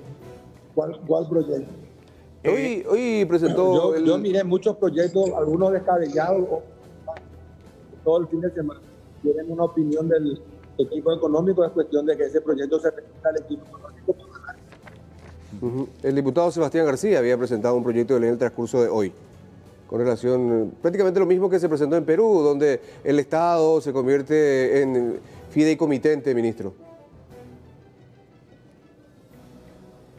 No, he leído algunos que otros, pero no sé bien de quién es. Y hay varios proyectos que están dando vuelta con esa idea de garantizar todo. No, justamente, precisamente usted... Seguramente la Cámara de Diputados va a remitirnos para estudio, para análisis. Ya, en ese sentido, usted... ¿No hay ningún proyecto o posibilidad, no hay conversaciones, por ejemplo, con el Banco Mundial, con una línea de crédito para el Estado justamente para este sector del cual estamos hablando? Hay conversaciones con todas las multilaterales para sistemas de asistencia y justamente de financiamiento de carteras con problemas también. Estamos viendo en qué tiempo y en qué momento la podemos sacar. Y también, yo te digo, todas las empresas que están en condiciones no debieran tener problemas de conseguir crédito en el sistema financiero. Claro, porque, a ver, por ejemplo, hay empresas que han, y hemos conversado con algunas de ellas en forma privada, que nos dicen que presentaron su carpeta, pero el banco privado te dice, no, pero si estoy viendo que estás recaudando menos 50% desde hace 2 meses, no sos ninguna garantía para poder... Vas a cumplir. Exactamente, cumplir, y por ende rechazan incluso las carpetas de proyecto de préstamos. Mira, hay que ver cartera por cartera, no te puedo yo construir una hipótesis de una situación que no conozco, pero hay que mirar claramente y ahí seguramente vamos a recibir, cuando esto esté vigente, vamos a recibir los reclamos de aquellas personas que no tienen acceso y vamos a analizar qué medida puede funcionar, ¿verdad? Por ahora estas medidas creemos que son que sean necesarias y veremos si son suficientes. Entonces no se descarta la posibilidad del plan B, que es eso justamente de esas agencias internacionales para estas grandes empresas que, bueno, quizás tengan la espalda ancha para 60, 90 días. Yo no descarto ninguna posibilidad, no me cierro a ninguna idea, pero todas tienen que ser conducentes a no descomponer la economía en el futuro, porque de esto vamos a salir y tenemos que salir de una manera gente y con responsabilidad. O sea, tampoco podemos tomar medidas que nuestro sistema, nuestra economía no nos permite, ¿verdad? Estamos analizando las medidas de Perú y las medidas de Perú están medio en línea y son bastante restringidas con respecto, comparando con las nuestras. O sea, hay que ir mirando caso por caso y hay que ir avanzando en la medida que se vayan resolviendo problemas que tuvieron en la mesa la semana pasada y seguir viendo otros para ir resolviendo hacia adelante. No, de hecho que sí, ministro, hay que, le decía yo, hay que cuidar el tema de... A mí nomás me cuesta mucho hablar de un proyecto de ley que no he estudiado. Bueno, le comentamos que, bueno, se presentó hoy en ambas cámaras, nos decía justamente el diputado, se presentó este proyecto de Fondo de Garantía de ampliar ya ese aprobado, esa ley aprobada justamente hace un par de semanas. Pero usted decía, bueno, el tema de cuidar la salud financiera económica del Estado. Pero bueno, hay muchas empresas medianas y grandes precisamente que están pasando las de Caín, de que no van a tener la espalda para aguantar 60 días más y esto obviamente va a terminar... Yo creo que todos estamos pasando las de Caín, ¿verdad? Pero uno de los proyectos que yo vi implicaba fondear el fondo, vale la redundancia, con $2.000 millones las reservas, lo que va a terminar a la larga contaminando la economía al momento de que vas a pagar con el peor impuesto, que es el impuesto de la inflación, y te va a apretar también el tipo de cambio. Entonces, ese tipo de proyectos deberían pasar por un análisis monetario y fiscal para ver su consistencia en el tiempo. No sé si estamos hablando del mismo proyecto o estamos hablando de otro proyecto. No, básicamente acá lo que nos preocupa y siempre el tema de la preocupación general es precisamente cuidar, como le decía, de las empresas que necesitan ese fondo, ese oxígeno, porque podemos cuidar la salud de la economía, pero al final dentro de 3 meses vamos a tener 300.000 desempleados. Y eso sí puede terminar en un estallido social, ministro. Hoy estuvimos en un asentamiento en el barrio Kennedy, donde la gente no tenía que comer, ministro. Y vamos a ir tomando las medidas en la medida que tengamos los análisis. Hay un proyecto de esa envergadura, con mucho gusto el equipo económico lo va a analizar y va a tener una posición al respecto, ¿verdad? Ministro, así como están las cosas, aparentemente la cuarentena se extiende y en consecuencia eso obligaría a su cartera a replantear algunos créditos, algún otro proyecto de ley a nivel del Congreso. Yo creo que son dos cosas diferentes, ¿verdad? Este plan de emergencia tiene una vigencia de 2 meses, ¿verdad? Y tenemos también un plan de reactivación de la economía que estamos tirando hacia adelante para ver cuáles son los motores que nos van a sacar de este problema y cómo seguir fortaleciendo la economía formal.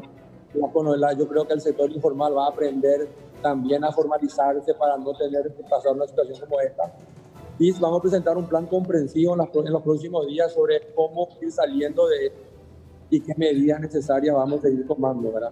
Esto es, lamentablemente no hay ningún curso, no hay ningún PhD, ningún doctor en coronavirus económico para ver cuál es la mejor medida en este momento, ¿verdad? Todos los países están tomando medidas de acuerdo a la coyuntura y de acuerdo a la visión que se tiene. Y lo que te puedo decir es que las medidas de Paraguay están en consonancia con las que toman los países de la región del mundo.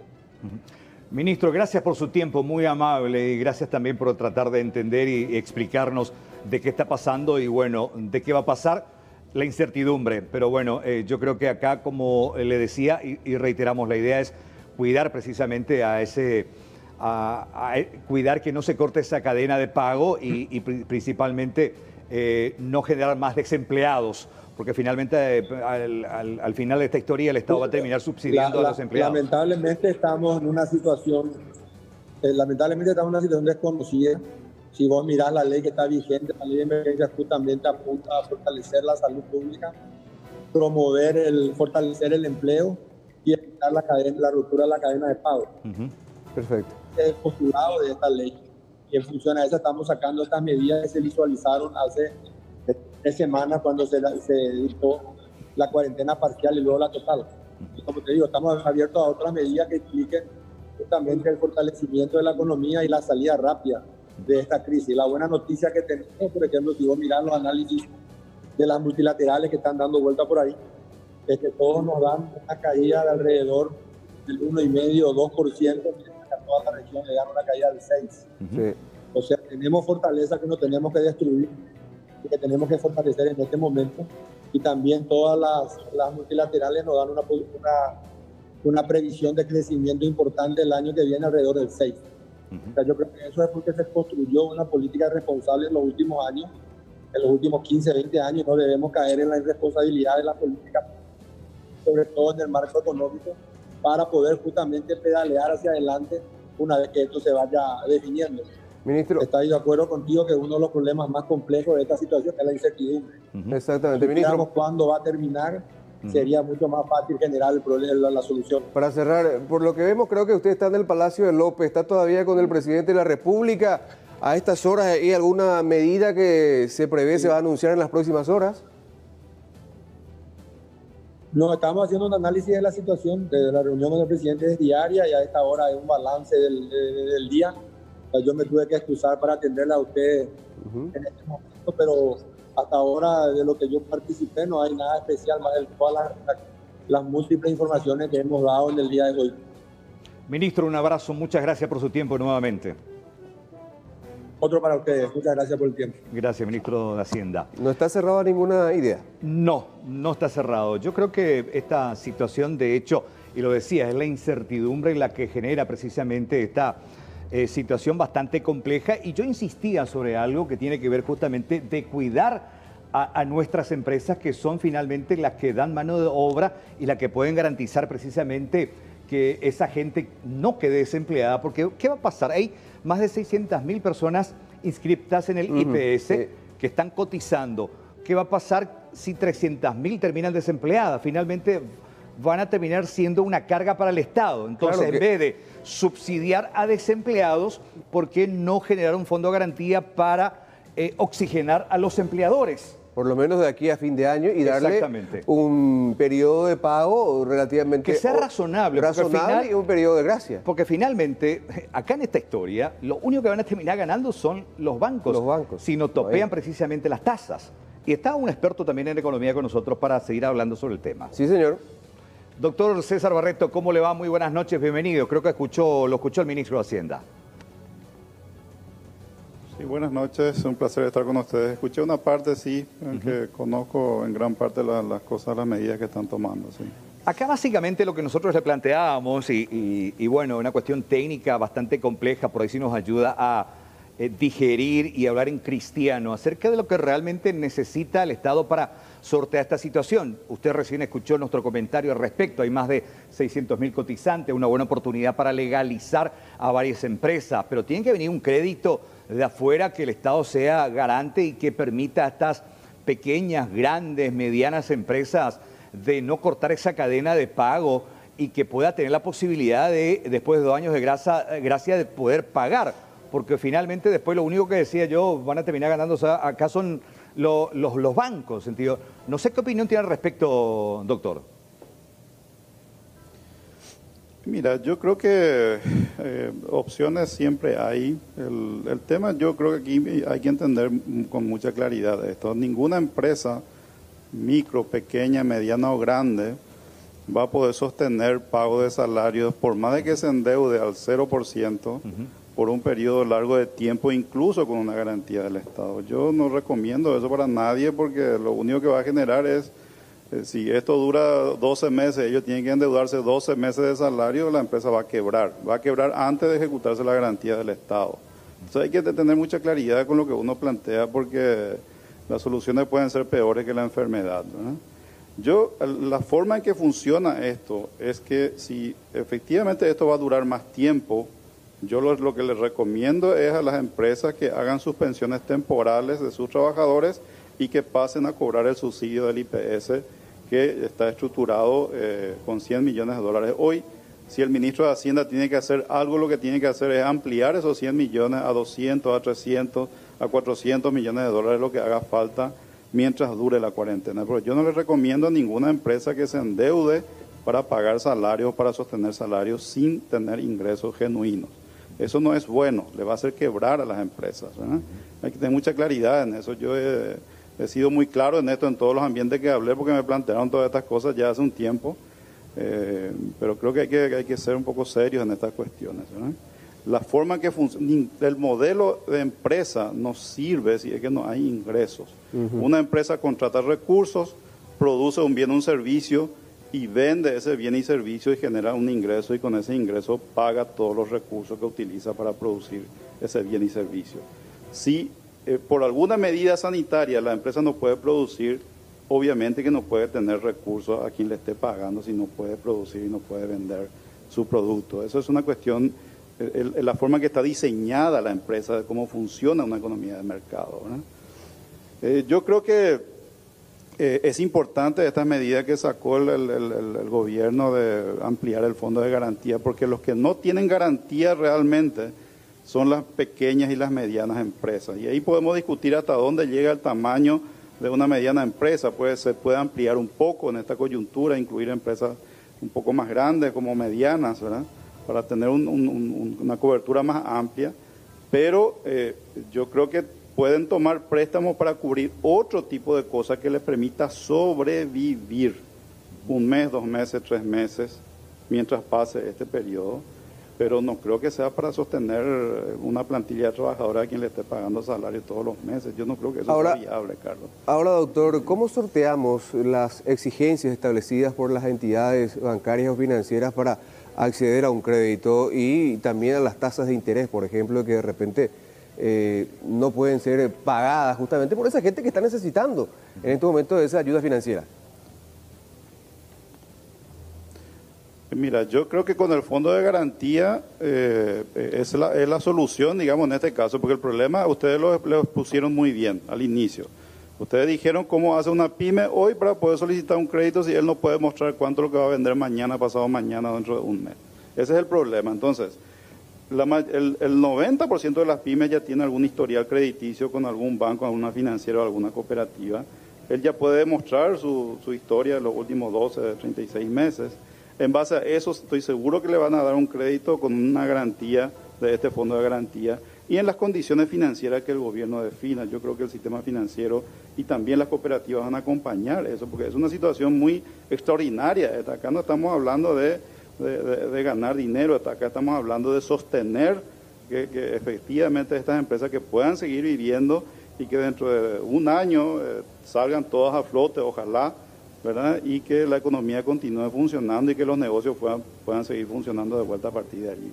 Creo que ese es el concepto. No es una cuestión de cuánto gano o no gano en esta oportunidad. Ahora hay que apoyar. Sí. Eso es lo que hace falta ahora, ¿verdad? Doctor, usted decía, sería interesante que el Estado, que el gobierno, Hacienda vaya inyectando 100, 200, 300 millones de dólares al IPS para que el IPS siga subsidiando a toda esa gente que va perdiendo sus puestos laborales, pero el IPS está en condiciones también de aguantar todo este tiempo, ya que evidentemente va a dejar de recibir un importante aporte obrero patronal para seguir prestando los servicios que viene prestando, por ejemplo. Y yo creo que en ese caso el Estado tiene que apoyar más al IPS. Si el IPS no tiene ingresos para prestar los servicios médicos, por ejemplo, que es un tema importante en este momento, bueno, aparte de los 100 millones para subsidiar a los trabajadores que van a estar cesantes por un tiempo, entonces tiene que darle plata también para sostener los servicios médicos del IPS.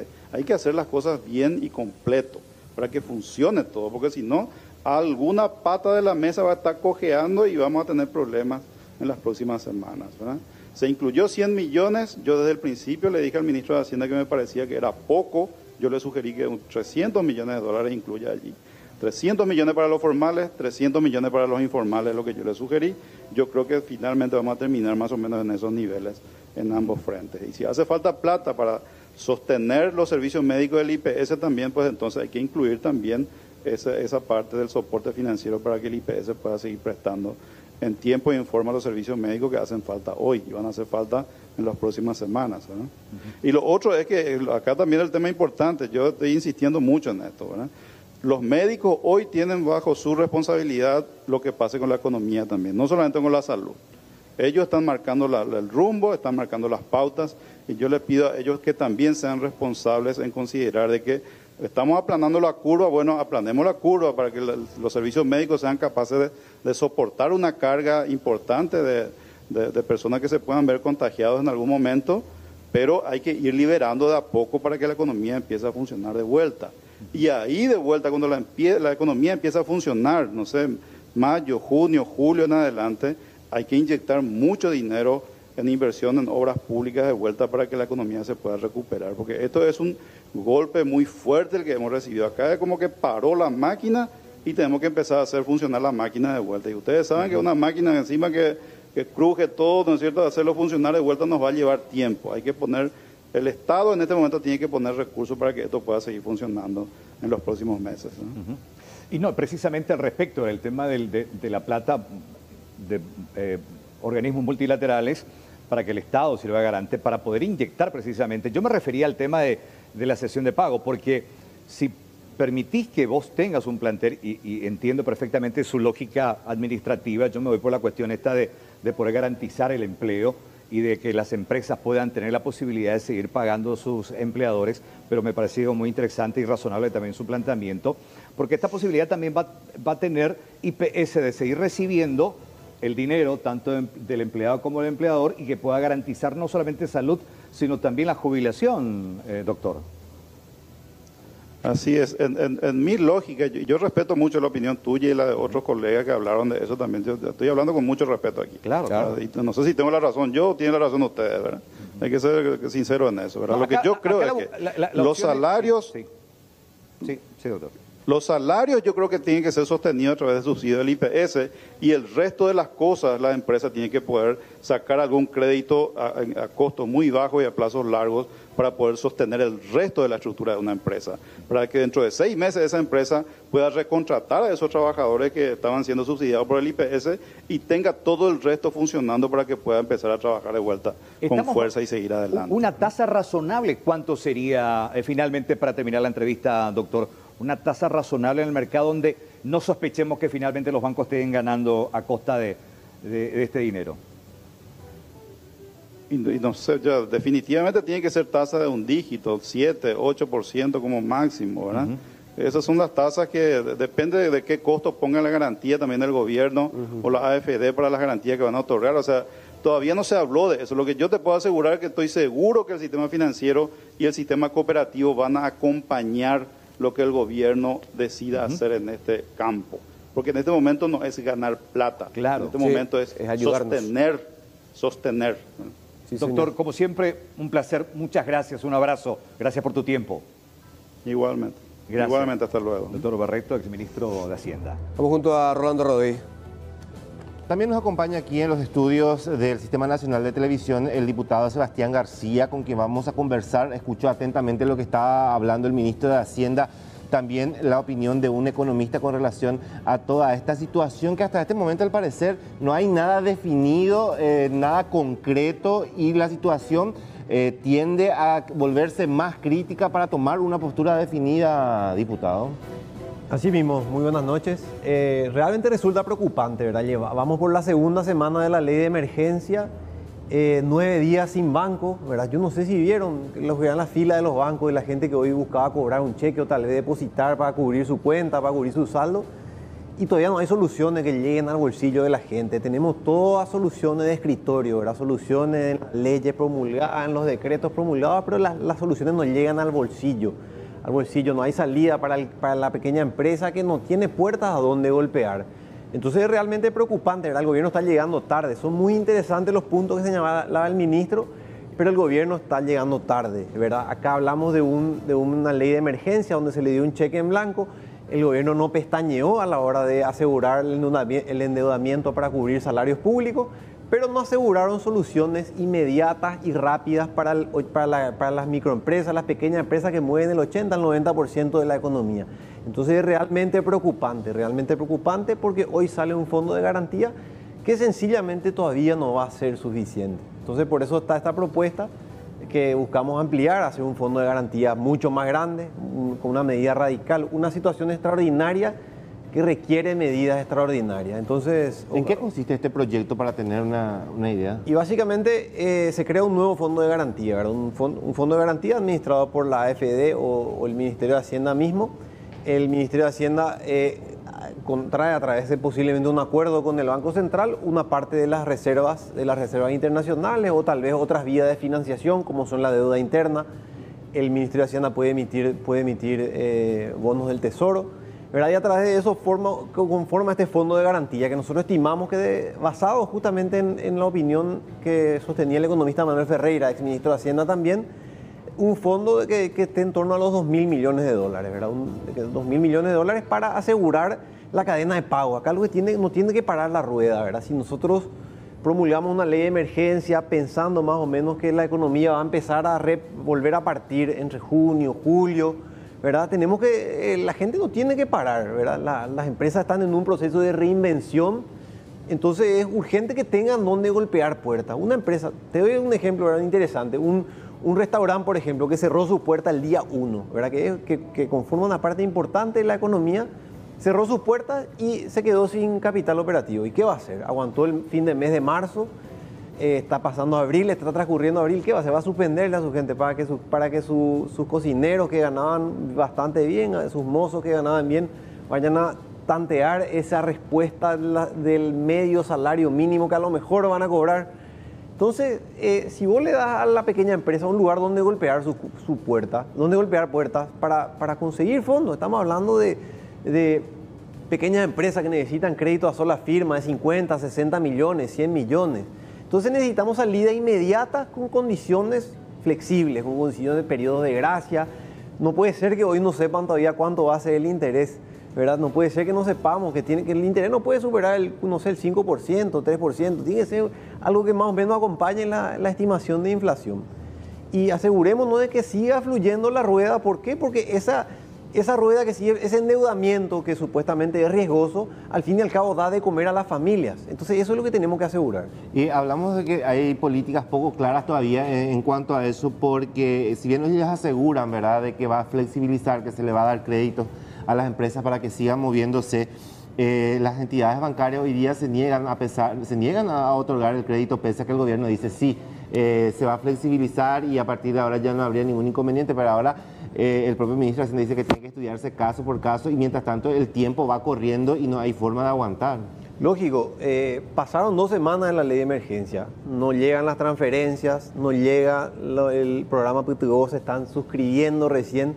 Si vos le dejabas esto al sector privado, si vos le dabas un incentivo para mitigar el riesgo a los bancos, se van a animar a dar crédito. Los bancos son empresas y no van a ir en contra de su margen, ¿verdad? No van a ir contra su propia esencia, ¿verdad? ¿Por qué? Porque ellos argumentan que defienden los fondos de los ahorristas, que tiene sentido otra vez al fin y al cabo.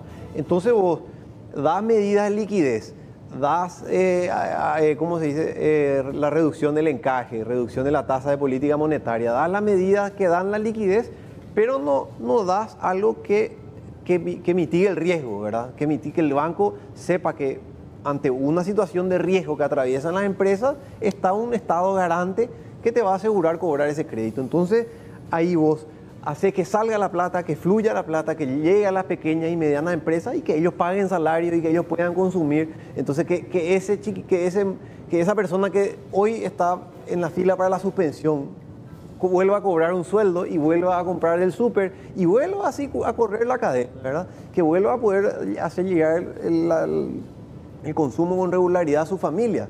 Y sí, claro que va a ser un endeudamiento, pero justamente un endeudamiento, uno con garantía del Estado y dos, un endeudamiento en condiciones sanas, ¿verdad? Un endeudamiento, supongamos, una pequeña empresa se endeuda por 50 millones, una parte es para cubrir salario y otra es para su capital operativo para volver a funcionar. Acordate que hablamos de gente que de la noche a la mañana cerró su puerta y cero facturación. De alguna manera este fondo de garantía va a terminar beneficiando a las entidades bancarias, ¿verdad? En detrimento de lo que van a hacer las empresas, que es un motor importante de la economía. Y yo soy de la idea de que ese es un círculo virtuoso, ¿verdad? Es un círculo virtuoso interesante.